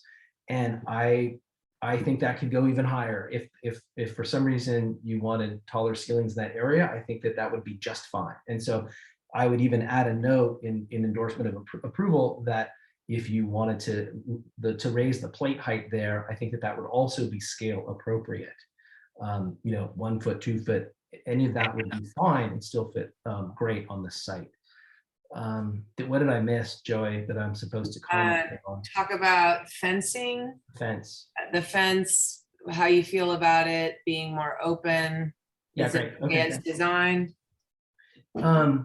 It's one of those conditions that already exists and it's being replaced in kind. And so I think it's okay. It's a kind of street that is big enough and not one where there's a kind of acute pattern of peeking into people's front yards and where that's part of the street fabric. And so I think I can support it as designed. It's quite close to the property line, or it is the property line. And then I think that the planting that is beyond the fence is a Department of Public Works ask for improvement on public property, an encroachment permit. It's nice when there's buffer planting in front of the fence. I think there's enough room for that. It's also being moved closer to the property line on shady, but I think there's enough room. So I think I can support it as designed. Okay, and who would like to go next? I can go. Okay. Sure. So yeah, I guess quickly, we really can't comment much on the ADU as long as it's, I think by code, it has to be 4 feet from the property line. So it's really out of our range of things we review, but the pool equipment that is located there, you know, it was there before, so I would understand them keeping that there in the new structure at that location. The outdoor shower, I would question a little bit. I mean, I guess there's lots of screening because otherwise people biking, walking on Shady Lane, let's see them in their shower, but it doesn't, I would just ask if there's maybe anywhere else on the lot that they could consider for that instead of needing a variance for that. And then over to, well, I guess the entry gate, I'm not talking about all of the perimeter fence, but just the entry gate where it's the auto gate and the pedestrian gate. I would suggest considering adding some openness to, I don't know what the detail is, but just like the next door neighbors is very open and it's kind of a nice design. Not to do that, I like the horizontal wood, but just maybe, you know, consider how to make it a bit more transparent for a little bit of visibility through. And then when we get to the second story addition, I can understand the neighbor's concern, you know, a new building coming up in your view from your house. Absolutely. I don't know that shifting it over 2.5 feet or 2'11" would really make any difference if they are still adding this addition there, whether it's 2 feet over or going straight up from the foundation and the existing garage wall. The one thing that I was noticing was just that the eave extends, the roof extends so much above that balcony off the master. I would just question if that needs to. And then also there's been a lot of discussion of planting as screening, but I just wanted to know if perhaps they could consider some sort of architectural element at that, at the west side of the master balcony that could also provide additional screening and address the neighbors' concerns for seeing into their bedroom. Other than that, I mean, I think the massing seems pretty modest for the scale of the house and the lot. The one thing I was looking at was the volume of the chimney. I just didn't know if they could make that shorter or just a little quieter, or maybe it was just kind of how it was popping up in the renderings. It just stuck out to me a bit. But overall, I think it's really a beautiful design and would be a great addition to the property. So, thank you. Thank you, Laura. Mark, I can go or you can go. I'm happy to jump in. I think I can reiterate a lot of what Stephen said. I think it would be really important to ensure that we do, let's start for the exterior on the fencing, just to ensure that we do have planting capabilities if we are moving those fences closer to the property line. What we don't want to see are fences with on-street frontage without any plantings that soften those fences. We're starting to see that a lot in Ross. So I would encourage if on the Shady Lane side and or the Ames side, if those fences don't have any planting capabilities, that we ensure we get those. And I would also encourage more openness on the gate. I think that while Stephen is correct, I think this isn't one of those pattern streets where you get this sort of effect where you're seeing into a lot of yards. Like the more that we can open up some vistas and views instead of living in a walled community, I would encourage that. So I would encourage more openness in the gate that's proposed today. Regarding the additions to the ADU, let's call them the masses to the ADU, I can't really see how we could find for a variance for the shower. There's just too many other spots on the lot. If nothing else, maybe that gets moved to another spot in the ADU that's not adjacent to that property line, so close to it. Pool equipment, I kind of concur with Stephen a little bit. It's existing as it is. It's going to be improved. On a project of this scale, I like to see opportunities to improve what's being done, not only to enclose it, but to not encroach further on that setback. So I would encourage the applicant to find another spot for the pool equipment that removes it further from that setback. I do understand that where it's located, but you are building that ADU from scratch. So I think that that mass can be located further from the setback, also obviously enclosed. I think I want to reiterate what Laura said. That chimney seemed unusual to me. It's an aesthetic choice you have, but it seemed just a bit tall. So maybe just take a look at that in 3D to make sure that from the rear yard that kind of fits. It struck me as a bit of an unusual mass, but certainly it's conforming, so that's a designer's choice. I'll say on the addition on the second floor. So what you do have there is an overhang on the front facade where the garage is, and I think the challenge that you have as far as your neighbors, right? You're obviously building into the setback. It's very minor. I agree. Moving that back won't really accomplish a tremendous amount. However, by moving that back, I think you can break up that facade horizontally. You have a lot of horizontal planes in this design, and I think there's an opportunity to pull a line across from that overhang on the garage. If that upper story was set back to conform, I think you have the opportunity to break up that mass and actually maybe change materials on the second story of that, where it can be not the white or the harsh stucco, white or off-white, which could mitigate one of your neighbor's concerns that if it was, potentially one of the wood elements, it would recede more from their view. So I think by setting that back, you actually can break it up a little bit. It can conform, and you can use that opportunity to change the materials. I also agree that there's an opportunity, if you set that back, that balcony moves back a couple feet from the property line. And there might be a visual element, as Laura's commenting, maybe a wing wall that just mitigates the view directly into the 3 Ames property, where that would be now, as you mentioned, the purpose for that balcony is to focus on the rear yard.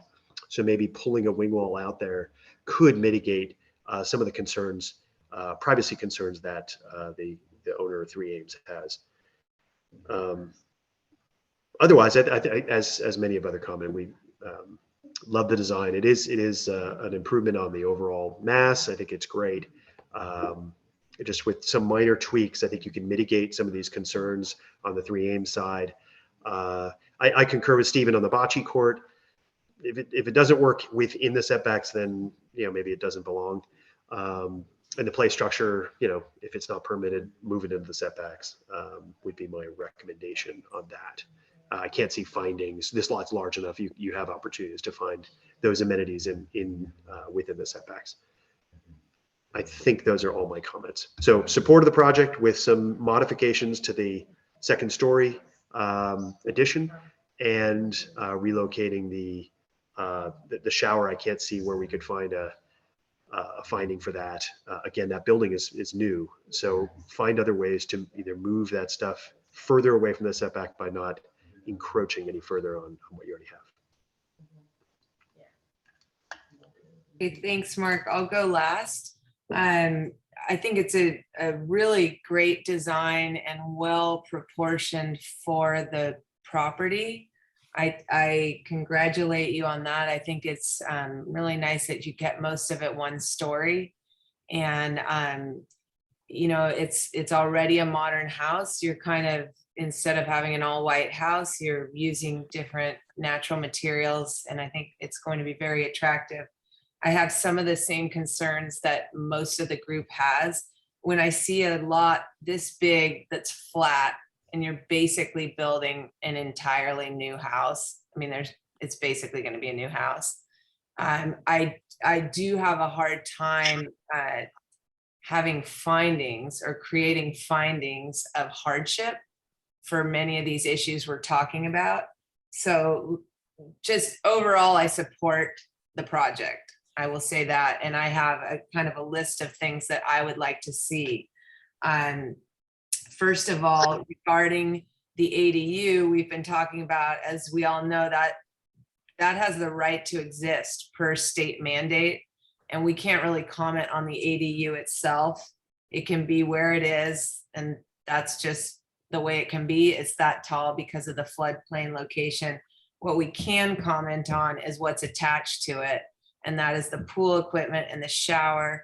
And I really feel like, since you have all the freedom of this huge lot and you're building basically a new building, just because the pool equipment was there doesn't mean you get it back there after you are building a brand new building. I'm wondering if you can move that pool equipment and shower and attach it to the other little house and get it further out of the setback. I don't think it has to be that close to the property line, given that you're building something pretty much entirely new. So that's my feeling on that. The facade that faces three Ames, I agree with Mark Fritz in that I think that upper story could be pulled back in a very attractive manner and clad with cedar. And there could be some creative way to shield that balcony and have really good plantings there in a way that would satisfy many of the concerns of the Conikers. And it could be very attractive. It would break up what's a kind of a monolithic white facade anyhow. So I would support that. I also think that the Ross town guidelines really are pretty clear about not discouraging solid fences. And just because one exists, the whole purpose when you tear something down, and you're building something new, is that you try to have it come into conformity with the town guidelines we spent so long creating, in the last 5 years. A little more transparency in that fence and gate. It's just a nice neighborhood gesture where you have a little glimpse here and there of the home, and it's not such a walled community.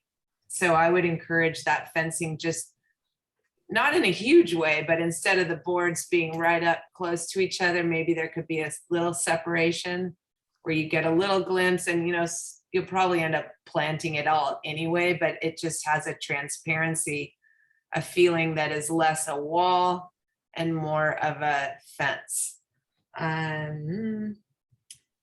Again, anything that can be moved into compliance should be moved into compliance. So for example, a bocce court or a play structure, just because it's there now, I would encourage you to bring this project as much into compliance as you can.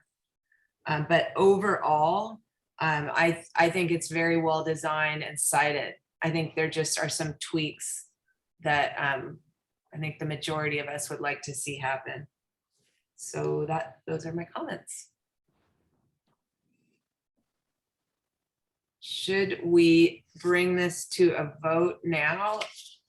I mean, we've each said our piece. It seems like we have 4 people in support of the project with many of the same caveats, but different strengths of opinion.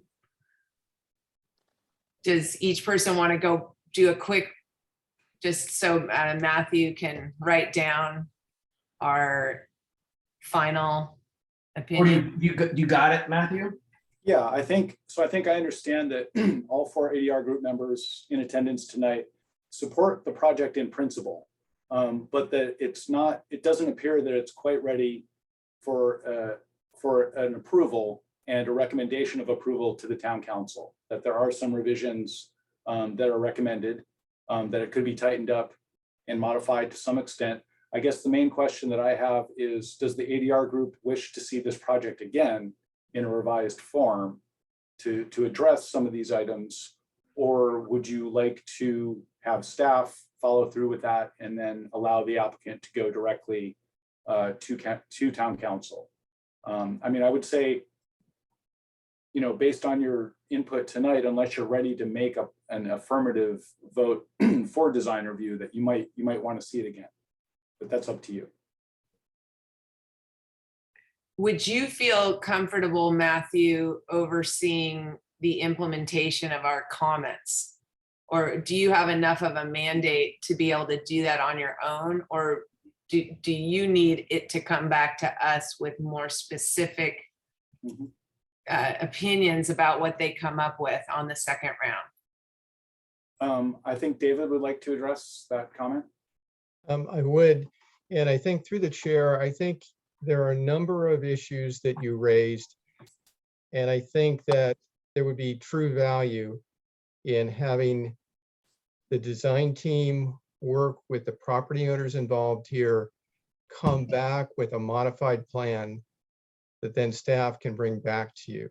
So there's enough here on the table. I think it would be very beneficial to get people to work together, modify the plan, bring it back to staff, bring it back to you, and then send it on to council. I think that's probably a good idea, and we could just kind of put it up, you know, tee it up at the front of the next meeting and just quickly review what's been done to address some of these issues we've talked about. It's mostly ready to go. I think it might be smart for us just to see it quickly to send it off properly to the town.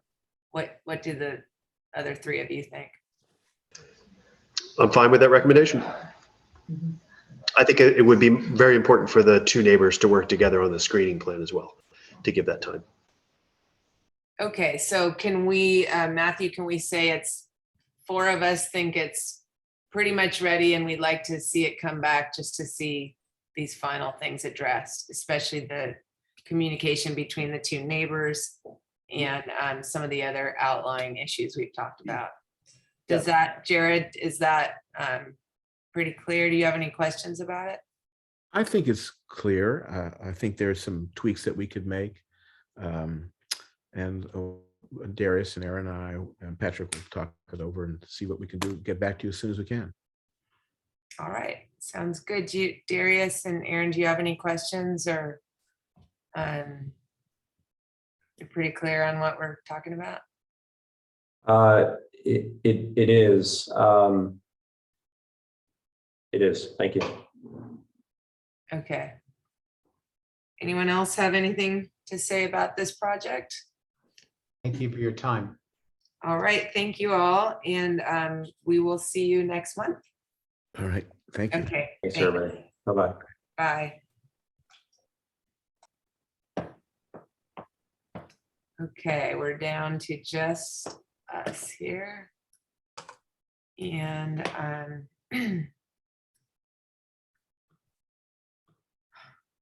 we have no conceptual advisory design review. I have a quick question about that, Matthew. I feel like this whole group started to catch things at a very conceptual level before they made it to the next level where they had to have such complete drawings. And is that a lesser fee they pay for the conceptual design review? Yes, it is. It's a lesser fee. It's also a lesser submittal requirement. Basically, they're a complete set of plans is not required, just basic, site plan, elevations, some other details that might be pertinent. And also there's not a staff review that goes along with that. It just goes straight to the ADR group. So if there's any code issues involved with the project, they may not be caught at that point. So that's one of the, one of the caveats with a conceptual design review. Okay. Just wanted to ask you about that. So then communications staff, next scheduled regular meeting, April 19th. ADR group members, what is that? I'm just looking down the agenda. What was that supposed to be? If any ADR group members have communications they want to share, now is the time. Is everyone good with the April 19th date? I have a conflict, so. Okay. We will note that you will not be able to attend. Thank you for letting us know. Sorry. No problem. And then Matthew, thank you so much, I think it's Matthew put together this whole packet for us about ADUs and standards exceptions. I printed it out. I have to be honest, I had a family medical emergency this weekend and I have not been able to really read it thoroughly. So I can listen if you all have things to say about it. Or So maybe I can just sort of introduce the item. Great. Which was a discussion item that was requested to be put on the agenda by the ADR group at the last meeting. It was a request for information on basically the housing regulations that apply to the town, the housing development regulations that apply to the town, both locally and at the state level. So I provided some information, and I'm going to go ahead and share my screen. And what I'll do is I'll just kind of briefly go through the information that's been provided, and then we can have an open discussion. And I don't anticipate that we'll get to all the answers tonight. This is really, I think, the beginning of a discussion on this topic. I'd also note that at this morning's special council meeting, there was a presentation by the town's housing element consultant in terms of kicking off that project. So there will be a much greater level of discussion on housing development regulations in the town over the next year or so. So I'm showing you a zoning map of the town of Ross. Basically, the town is divided into a number of single-family residential districts with slightly different regulations in each district. This is the basis for housing development in the town, are these zoning districts. And this is the town's summary bulletin of the zoning regulations that apply in those districts. So on the first column here, we have all the residential districts that are located in the town. And across the top, we have the major development standards, such as the minimum lot area, the minimum yard setbacks for development for structures, the maximum floor area, maximum building coverage, maximum building height, and the minimum number of off-street parking. So that's the basis for housing development in the town. And at one time, that was really all that you had to be aware of. That was the set of rules that you had to follow. In the last few years, we've had the introduction of accessory dwelling unit ordinances and regulations by the state requiring the town to approve certain types of dwelling units that don't necessarily meet these standards. And I will scroll down now to the town's accessory dwelling unit public information bulletin, which outlines what those easier regulations and rules are for ADUs in the town of Ross. And so there's two types. One is the ministerial, which is the type of ADU that we just saw with the last project, where if it meets all the standards and requirements outlined in the code, it's essentially stamped approved, and there's no other process. And then there are allowances to request for variances for height or for floor area or for things like that for an ADU that then do require discretionary review and design review. And so this ADU bulletin is about 4 pages long. And so this is in your packet. And I'm not going to go through all the information. I'm just going to kind of point out that it exists and the information's there. And then we had another set of regulations applied by the state last year called SB 9. And SB 9 allows for specific types of lot splits to occur. So you can divide one lot into 2 lots, one of which can be a tiny lot. And you can also develop duplex type properties, which really is a type of ADU in a way. It's really a main unit and an ADU, but they can both be developed as small units. And so that came into effect last year. And so now we have another layer of regulations that allows for these types of developments. We have yet to see an application in the town yet for this type of development, but this is the information that we have available. And so this bulletin is 2 pages long, essentially. And there will be an ordinance adopted by the town to go along with this at some point. Now, that's essentially what we have on the books today. And what I also provided for you in your packet, and I'm going to zoom up to the top of the packet, is this this document called California's 2022 Housing Laws, What You Need to Know. And this was prepared by a law firm. And this includes information on numerous types of housing developments, regulations that apply in California. Not all of them apply to Ross. Some of them do, many of them don't. And so, you know, I just wanted, you know, the purpose of really providing this to you was to show you the breadth and depth of the types of regulations that can apply to housing and that, you know, can be considered in that context.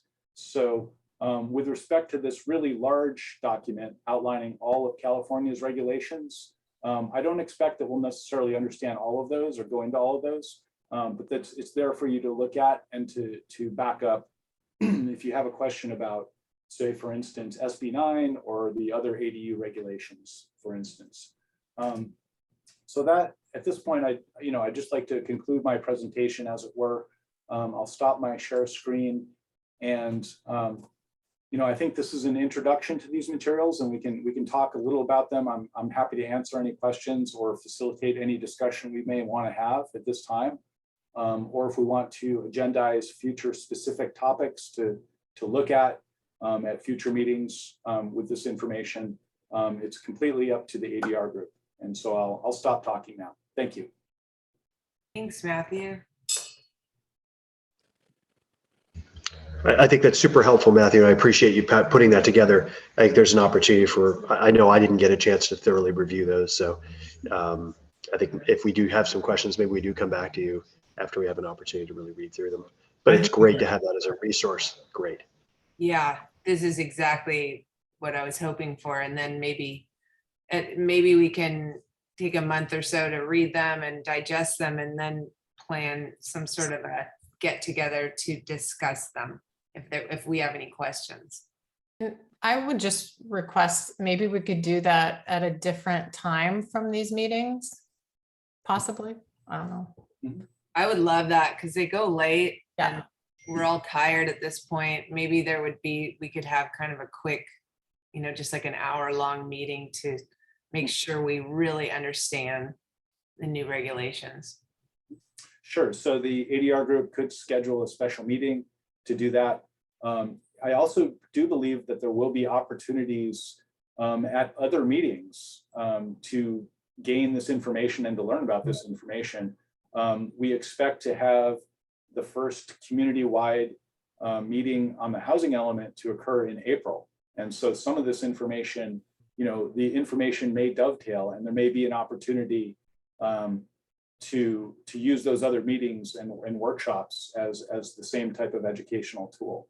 So I think, you know, as more information becomes available to the overall community over the next 4 to 6 weeks, we can kind of, maybe the ADR group can decide really how it wants to proceed, whether it's a special meeting or whether it's, you know, attending a workshop and you know, maybe introducing information there.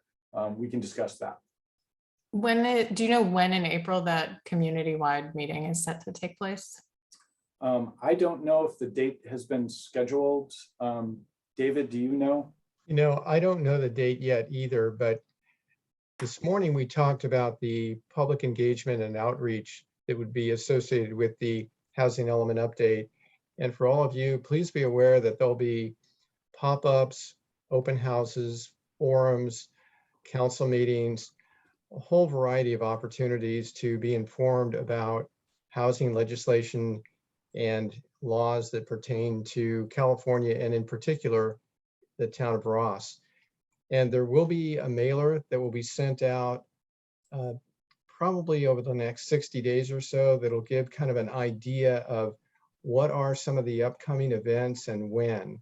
So that will go out to, you know, all mailboxes, post office boxes here in the town of Ross, and we'll keep you informed of those upcoming meetings as well. And as Matthew indicated, those will be great opportunities to become more familiar with housing laws, and then also just, you know, what's the approach going to be to meet the RHNA, the Regional Housing Needs Allocation for the town of Ross, which is 111 units, and 54 of those units are for lower income households. So how is the town of Ross going to approach that? And that'll be really important for all of you to be aware of and participate in as well. So that mailer will come out. There'll be plenty of opportunities for public engagement. And Matthew and I will keep you informed of those opportunities. Excellent. Thank you.